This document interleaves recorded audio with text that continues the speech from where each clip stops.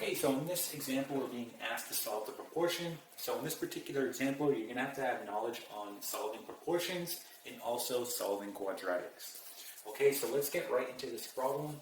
Now, when we solve a proportion, we know the following. So if we have A over B equal to C over D, we know that we're simply just going to cross multiply here, right? So we're just going to cross multiply, and now we're going to get A times D equal to B times C.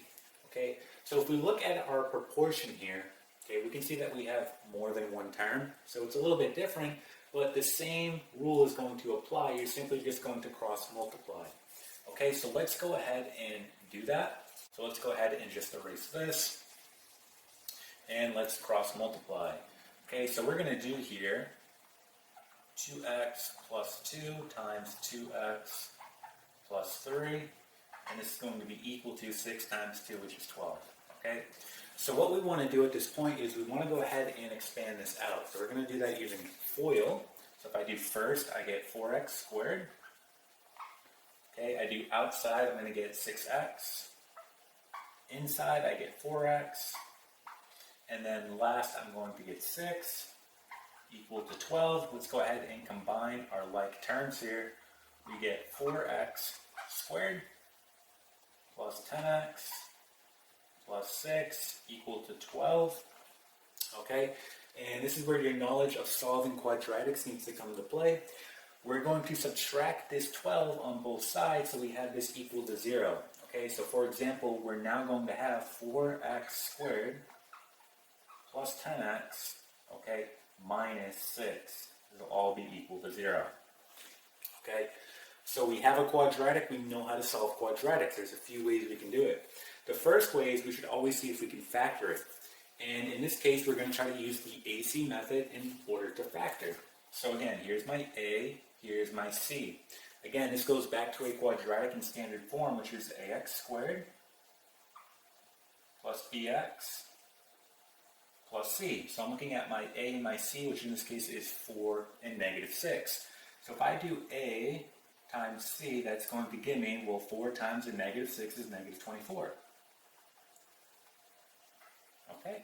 And now we say to ourselves, we need two numbers when we multiply that are going to give us negative 24, but add up to our B, which in this case is going to be 10. Okay? So those two numbers are going to be 12 and negative 2. When I multiply them, I get negative 24. When I add them, I get 10, okay? Now here's the deal. Our A here is not equal to 1, right? It's 4. So in this case, we have to do factoring by grouping. So let's go ahead and do that. So we're going to write it as 4x squared.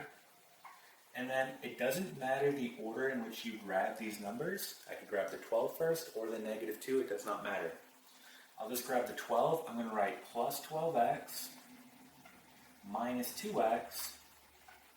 And then minus 6, this will all be equal to 0.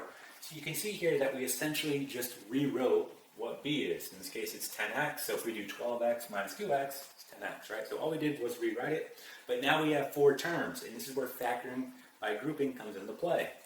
So we're going to group together our first 2 terms, and we're going to group together our last 2 terms.